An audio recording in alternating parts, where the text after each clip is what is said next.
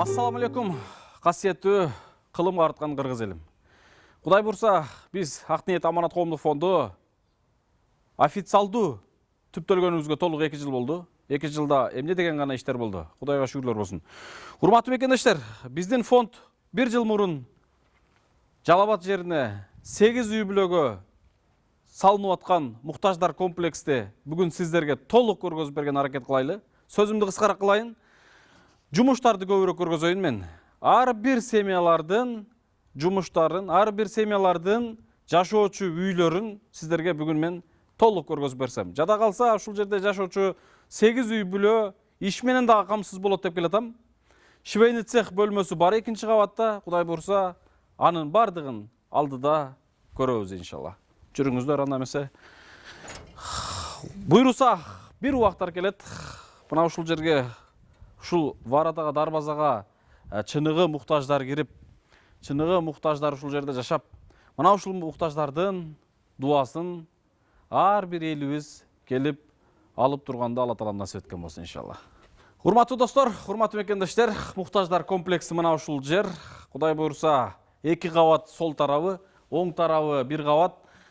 Бул жерде бардыгы камтылган, ошондуктан муктаждар комплекс деп аталган. Барарга жери жок, жашарга үйү жок, башында үйү жок. Чыныгы муктаждарга берилет, Кудайым буйруса иншалла. Бул жерде бир гана жашоого турак жай эмес. Ошол менен катар 2-чи кабатта иш орду бар. 1-чи кабатта банялары бар, летний кухнялары бар, жана эшигинин алдында кооздук аянтчалар, балдар аянтчасы, фонтанына чейин бардыгы проектиде камтылган. Ошол боюнча иш жүрүп кетет. Урматтуу мекендештер, бардыгы ниетке жараша экен. Кудайга шүгүрлөр болсун. Ушул иштер ак ниет менен башталгандыгы үчүн элибизди жакшылыкта жарыштырып отуруп, канчалаган бир нече жакшылыкта жарышып аткан жакшы инсандардын колдоосу менен иншалла болгону 14 ай убакыт болду баштаганыбызга. 1 жыл болду момундай айтканда. 1 жылда мына ушул деңгээлге жеттик. Эч кандай өкмөттөн жардам жок. Эч кандай бир депутат, чиновник же бир чиренген байлардан, бизнесмендерден жардам жок. Болгону кыргызымдын карапайым, жөп-жөнөкөй, Аллахтын ыраазычылыгын изденген элибизди себепкер кылып отуруп, мына ушул иштер ушунчалык ажылды. Айрыкча бөтөн эл, бөтөн жерде жүргөн, өзүнүн үй бүлөсүн алдыга жылдырам деп, бала чака багам деп жүргөн биздин бир боор мекендештерибиз, мигрант мекендештерибизди көбүрөөк ушул жерге себепкер кылды Алла Таалам. Иншалла ар бириңиздерге Аллах ыраазы болсун. Келиңиздер анда эмесе, урматтуу мекендештер, мен катарынан киргизип, катарынан сиздерге толук бүгүн көргөзүп өтөйүн. Анда эмесе, биринчи бул жерде ар бир 8 муктаждар үй бүлөгө номерлер коюлат. Мына биринчи үй бүлө, экинчи үй бүлө ушундай катар коюлат. Анда эмесе биз азыр ирети менен толук иштерин көрөйлү. Биринчи муктаждар үй бүлөсүнүн ичин кандай бүткөнүн толук көрөбүз. Жүрүңүздөр анда эмесе.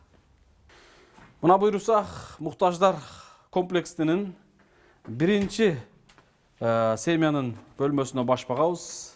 Бисмилла. Машалла, машалла. Толук көрөбүз, толук көргөзгөн аракет кылабыз. Урматтуу достор, урматтуу мекендештер, чындыгында караңыздар, иштерди байкаңыздар. Бардыгы дизайнер менен жумуш жасалды. Полунан баштап потологуна чейин. Бул уктоочу бөлмөсү, спальный бөлмөсү. Уктоочу бөлмөсү мына ушундай атайын кооздукта, потолоктору, дубалдары, экологический жактан ден соолукка зыян келбесин деп стеналарына атайын ондай обой жармаштырбастан акбойдон калтырдык.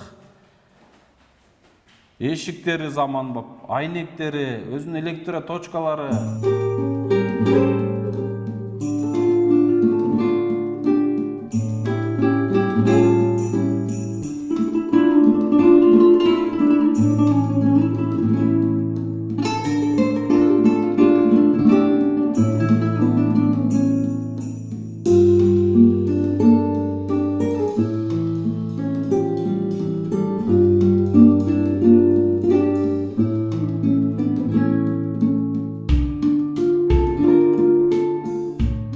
мекендештер, биз экинчи семьянын үйүн так сиздерге көргөзөйлү. Жүрүңүздөр, киребиз. Машалла. Бул муктаждар комплексинин биринчи номердеги менен экинчи номердеги муктаждардын үйлөрү оп-окшош. Бир гана потологунан кичине дизайнерлери башкача, калганы полу, обойлору оп-окшош. Бүт бардыгы момундай заманбап болду. Уктоочу бөлмөсүн көрөбүз. Уктоочу бөлмөсү дагы бир өзгөчө көңүл бурдук. Адамдай эс ала тургандагыдай скромный иш болду. Потолоктору, стенасы, жанагы эшик, полдору. Жада калса достор, полуна плюнтус менен айнегине коюлган угольниктери дагы бири-бирине чак келип атайын. Мына ушундай бири-бирине окшошуп сонун болуп жатып калды. Буюрса полдордун жылтыраганын караңыздар. Биз полдорду эмне үчүн атайын ламинат кылбадык? Полдорду биз ламинат кылып көргөнбүз, башка жерлерге шишип кетет экен. Ошондуктан бул жерге ОСБ тандап алдык, жылуу болот деп. Мына ушундай.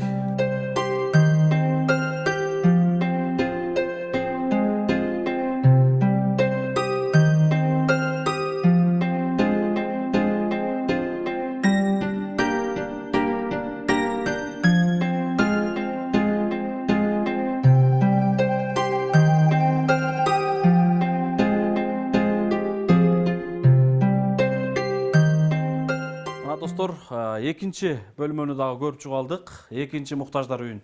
Үчүнчү муктаждар үйүн толук көрөбүз. Бул үчүнчү менен төртүнчү муктаждар бөлмөсү башкалардан чоңураак. Айырмасы дагы бар. Бардык жагынан айырмасы бар. Кооздугунан караңыздар, керемет. Чындыгында керемет.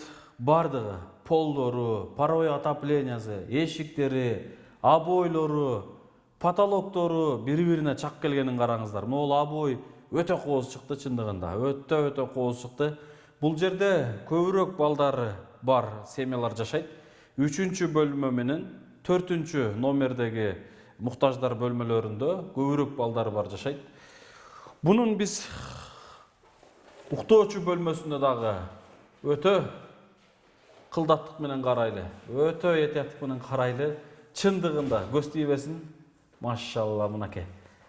Керемет. Өтө керемет. Караңыздар. Потологу, обойлору, стеналары, полдору эми бири-бирине чак келгени чындыгында мындай айтканда биздин дагы көзүбүздү ушунчалык суктандырып, уялдырып, ушул жерге кандай гана муктаждар жашайт экен деп мен бүгүнкү күндө өзүм ушунчалык батын албай толкунданып турам. Чын эле ушундай муктаждарга, ушундай үйлөрдү тапшырууга Алла Таала мени себепкер кылбатабы деп чындыгында ушунчалык бир толкунданып, сүйүнүп, өзүм ишенбей турган учурум. Анткени бул үйлөрдү көрүп атасыздар го, мынакей караңыздар. Биздин ушунча эмки жылдан бери кылып аткан эмгегибиздин үзүрү бул жакындап атат иншалла. Толук көрөбүз андан соң.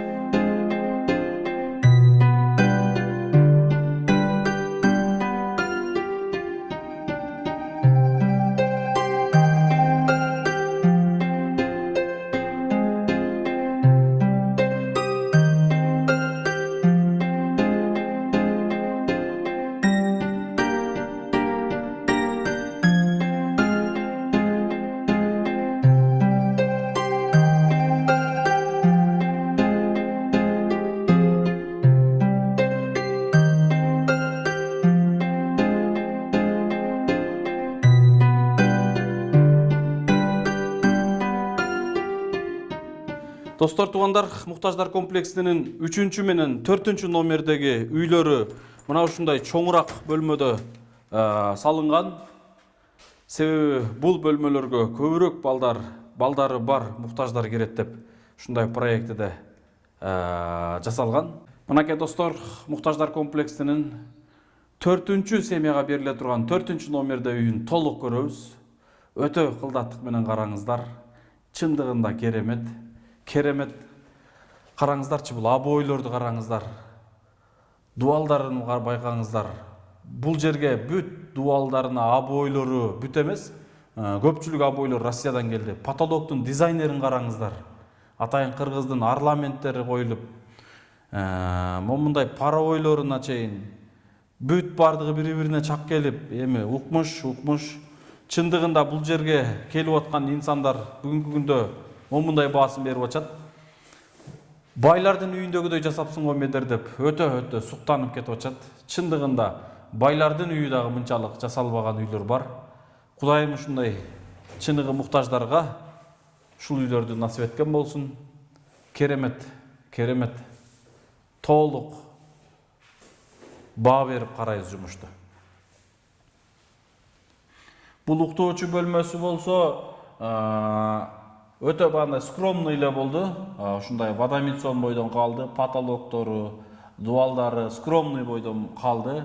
Буйруса биз ал бөлмөгө атайымдай баандай мурунку килемдерди илип бул комнатаны биз кыргызча комнатага жакын кылдык.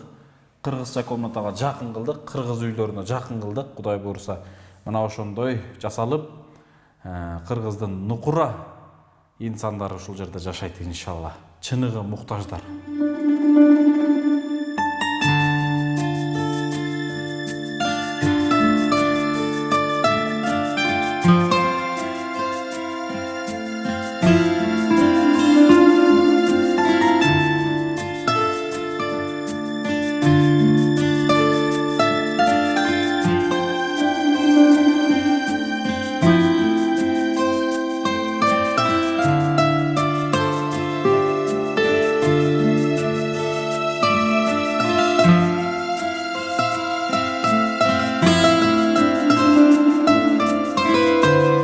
Чындыгында көрүп атасыздар, үйлөр өтө сонун, кооздугун көрүп атасыздар.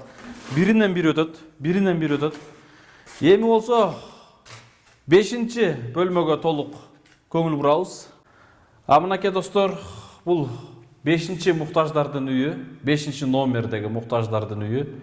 Караңыздар, обойлорду, потологун, бардыгын бири-бирине чак келгенин, эми дизайнерди караңыздар чындыгында. Потолоктор дагы жөнөкөй эле потолок эмес, баягындай фигуралар жасалган. Парой отоплениялары, жана башкалар эми бардыгы биринен бири өтөт. Эшиктери заманбап. Уктоочу бөлмөсүн дагы толук көрөйлү.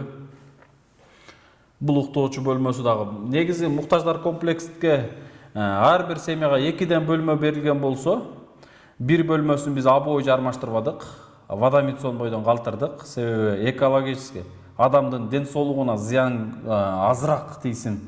Уктаган бөлмөсүн жок дегенде бир жакшыраак ушундай жасайлы дедик. Потолокторун көрүп атасыздар. Эми бирок өтө сонун жасалды. Бул үйлөр өтө кооз жасалды. Полдору жылтырап турганын караңыздар. Эми бардыгы бири-бирине сонун болду. Толук бул үйдү дагы көрөбүз анда эмесе. 5-чи муктаждар үй бүлөсү.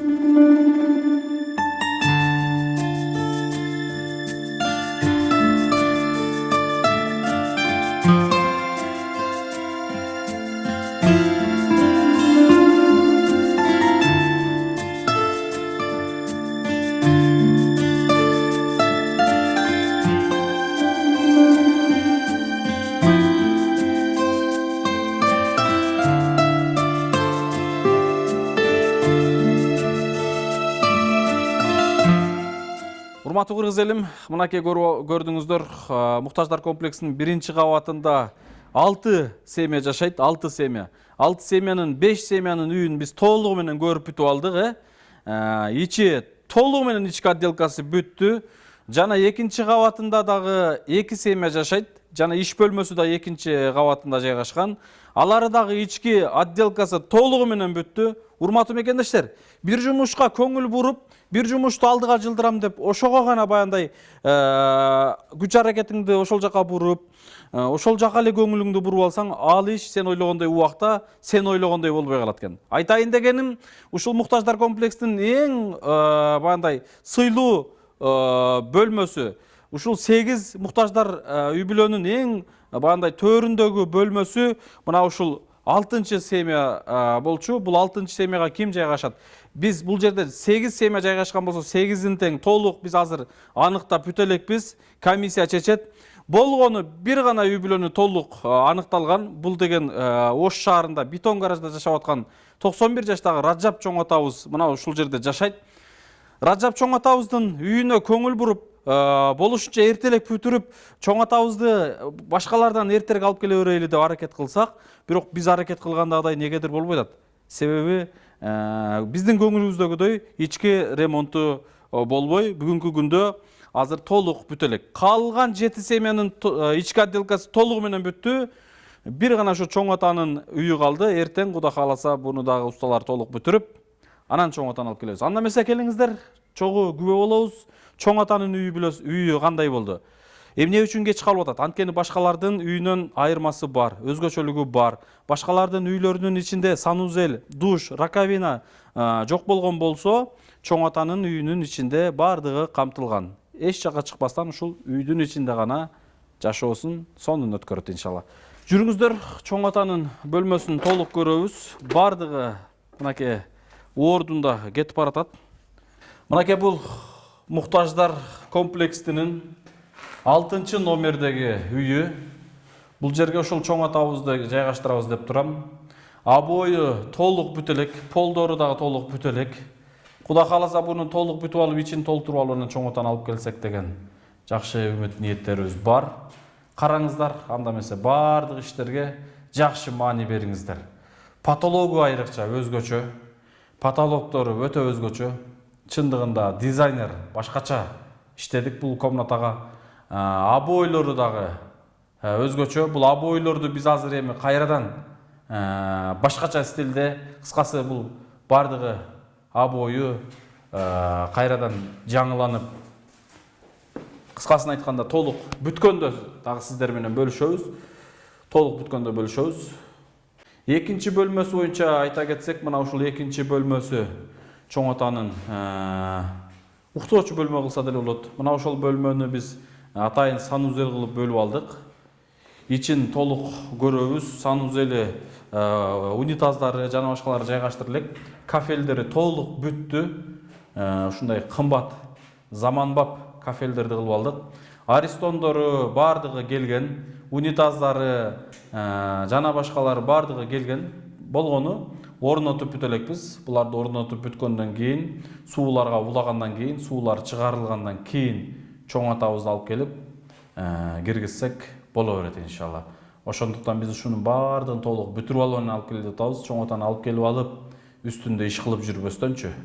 Мына ушундай достор, анда эмесе чоң атанын үйүн толук көрөбүз.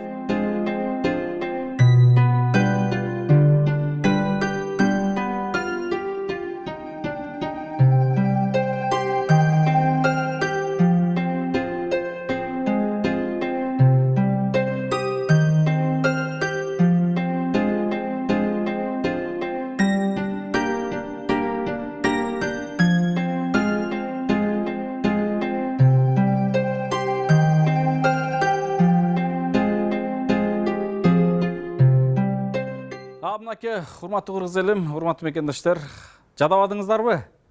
Биринчи кабаттагы 6 семьяга бериле турган 6 үйдү көрүп алдык толугу менен. Анда эмесе экинчи кабатта эмне жайгашкан? Экинчи кабатта сол жагымда турган 2 семья жайгашкан. 2 семья экинчи кабатта жашайт. Жана иш орду ушул жерде. Урматтуу мекендештер, бул экинчи кабат проектиде алгач жок эле, биз кийин кошуп бердик экинчи кабатты. Себеби кайра момундай участоктор жерлер чыга бербесе керек, кайра бирөө моменти бере бербесе керек деп биз экинчи кабатты кийин кошуп бердик. Кийин проектиге коштук. Бирок экинчи кабатты көтөрө тургандагыдай биринчи кабатта бардыгы жасалган. Мисалы айтканда фундаменттин подушкасы кадимкидей куюлган. Эндиги 70ке, бул жагы 50.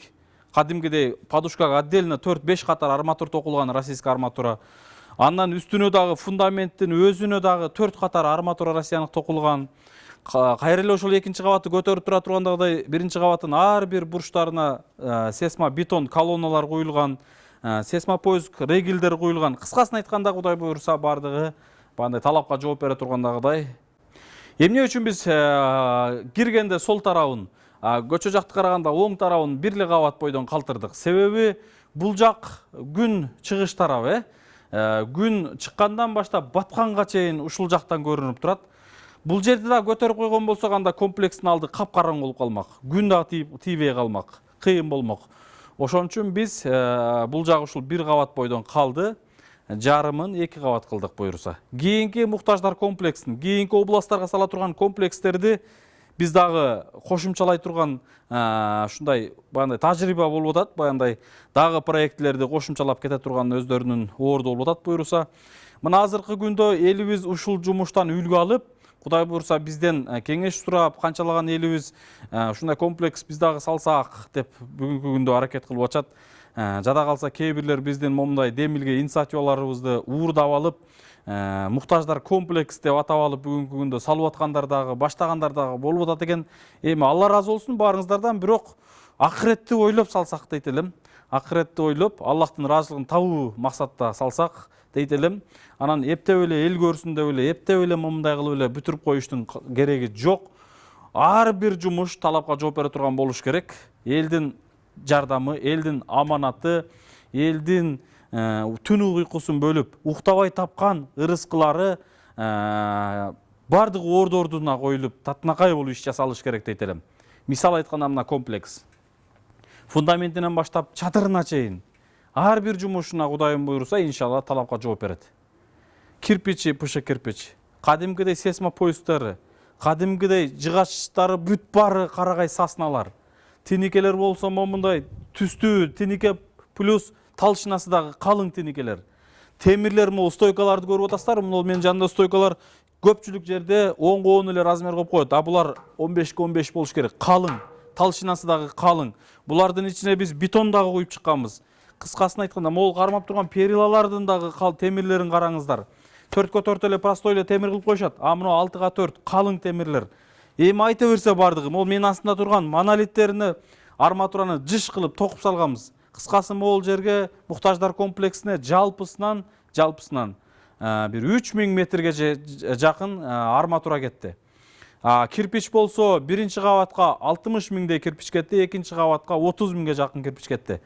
Мына ушундай, урматтуу достор, эми буну мен дагы алдыда толук сиздерге отчет берем. Ошондуктан бул жашоодо бардыгыбыз конокпуз го. Мен дайым айтам, бүгүн барбыз, эртең жокпуз.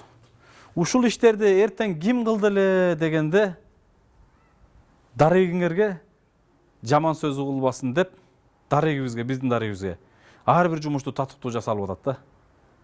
Элдин ырыскысы, аманаты татыктуу ушундай жасалса экен деп турабыз иншалла. Анда эмесе көрөбүз, достор, туугандар, биз муктаждар комплексинин 7-чи номердеги муктаждар үйүн жана 8-чи муктаждар үйүн жана иш бөлмөсүн толук көрөбүз. Келиңиздер, албетте биз бул иштер менен улам иштер алдыга жылып атканын көрүп, иштер бүткөнүн көрүп, момундай айтканда рахат алып атам мен азыр. Ушунчалык толкунданып сүйүнүп турам. Бул сүйүнүчүмдү сиздер менен сөзүм менен бөлүшө албай турам. Албетте 2 жылдык, 14 айлык, 1 жылдык, 14 айлык баандай эмгектин өзүрү мына эми келип атат. Эртең дагы алдыда муктаждар бул жерге келип жашап, муктаждардын көз жашын көрүп, сүйүнүч көз жаштарын көрүп, анан муктаждардын ыйын көрүп, муктаждардын дайыма дубасын алып турганда, бул сөздөрдү мен сөзүм менен жеткире албайм сиздерге. Жүрүңүздөр анда эмесе. Көрөбүз, бөлүшөбүз. Урматтуу достор, туугандар, зерикпей туруңуздар, жадабай туруңуздар. Муктаждар комплексинин 7-чи номердеги муктаждар үйүн толук көрөбүз. Жүрүңүздөр. Бисмилла. Мынакей урматтуу мекендештер, толук баш багабыз. Муктаждар комплексинин 7-чи номердеги үйү, 2-чи кабатта караңыздар. Эми обойлордун баштайлы, обойлор ушу Россиядан келген Физилин обойлор. Эми бардыгы чак келген, потолоктун дизайнерин караңыздар. Потолок бүт бары гипсокартон болду. Гипсокартон бойдон кээ бирлер көпчүлүк калтырып коюшат, бирок биз гипсокартонго потолочный обой жармаштырып краска берилди. Обойдун түсүнө жакын кылып, обойдун түстөрүн караңыздар. Таза физилин обойлор, супер моющий обойлор. Бардыгы укмуш, эшиктер укмуш, полу укмуш, эми бардыгын кылдаттык менен көңүл буруп карайлы. Уктоочу бөлмөсү атайын момундай ушундай дизайнер жасалып, эс алганда, уктаганда, эс ала тургандагыдай болуп атайын сонун жасалды. Бардык 8 үй бүлөнүн тең. Жо бир гана үй бүлөнүн спальныйына обой жармаштырдык. 7 үй бүлөнүн спальне водомессон ак бойдон калды. Бул ден соолукка пайдалуу, жакшы, скромный, сонун буюрса.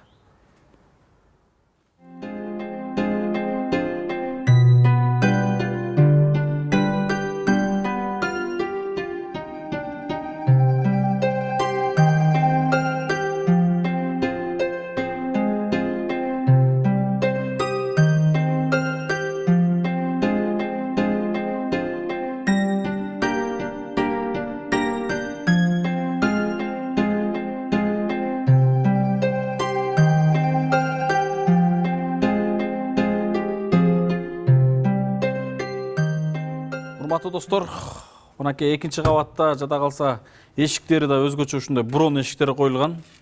Анда эмесе, урматтуу достор, туугандар, муктаждар комплексинин 8 үй бүлө жашайт деп атам. Ошол 8-чи үй бүлөгө башпагабыз, акыркы үй бүлөгө башпагабыз. Жүрүңүздөр, киребиз. Бисмилла. Мына урматтуу достор, бул муктаждар комплексинин 8-чи үй бүлө. Обойлору, потолоктору атайын момундай алтын түс тандап алдык. Караңыздар, чындыгында керемет. Бул обой дагы Россиядан келген обой, супер моющий физилин обой. Потолоктору атайын ушул обойго чак келтириш үчүн 3 түрдүү бассейн түшүргөнбүз. Караңыздар, өтө кооздугун байкаңыздар. Уктоочу бөлмөсүнө башпагабыз. Уктоочу бөлмөсү дагы мына ушундай өтө кооз болду. Ар бир муктаждар комплексинин бөлмөсүнүн потолоктору жөнөкөй эле скромный болуп калган жок. Мына ушундай формалар чыгарылды. Мына ушундай дизайнерлер иштелди. Интернет булактарынан карап бардыгын ушундай заманбап кылдык. Полдорун да байкаңыздар. Полдорунун плюнтустары, плюнтус деп коет, плюнтус менен айнектин, эшиктердин уголоктору жана эшиктин обналичкалары бардыгы бири-бирине бандай подсветкелип, чак келип, жарашыктуу атайын ушундай жасалды иншалла. Бул буйруса бул жерге ушундай ордуларына кухня, гарнитур мебелдер коюлат. Ар бир семьяга холодильниктер, суулар, ушулунда көрүнүп турган сантехник сууларда бардыгы уланган, суу чыгат буйруса, мебелге уласак толугу менен бүтөт. Эми бул үйлөрдү бир гана толтуруу калды, бир гана толтурабыз, айнек пардаларды илебиз. Ушундай килемдерди таштайбыз, люстраларын кадайбыз, ошо менен муктаждар жашай берет иншалла.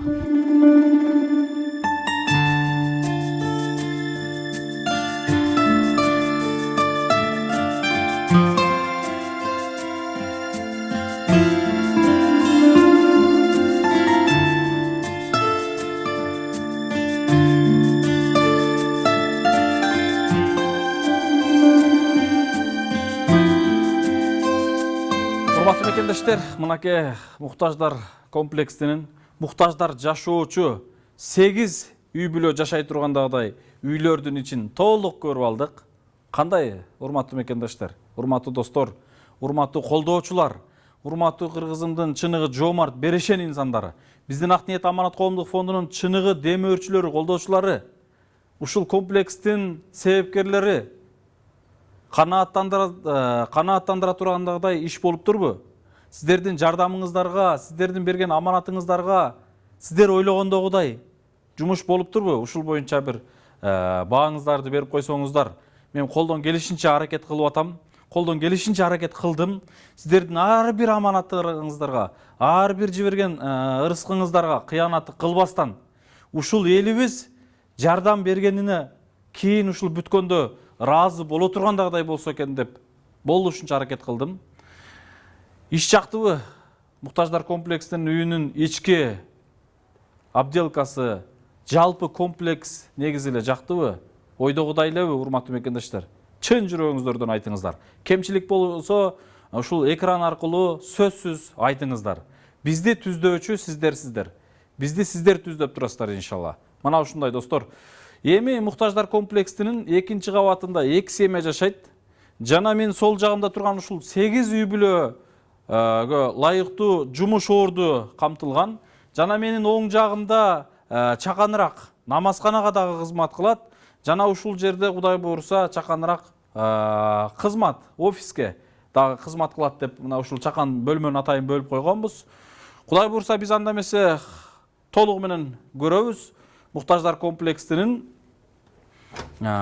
иш бөлмөсүн, швейный цех бөлмөсүн жүрүңүздөр, толук көрөбүз. Кудай калса ушул жерде бисмилла.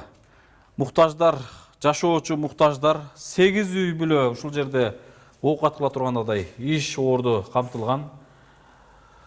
Өтө маани бериңиздер. Обоюнан баштап айнек, терезе, полуна чейин маани бериңиздер. Муктаждар комплексинин ушул жердеги иш бөлмөсүнө, биз ушу швейный цех бөлмөсүнө 6 тигүү машинага место кылганбыз. Мына көрүп атасыздар.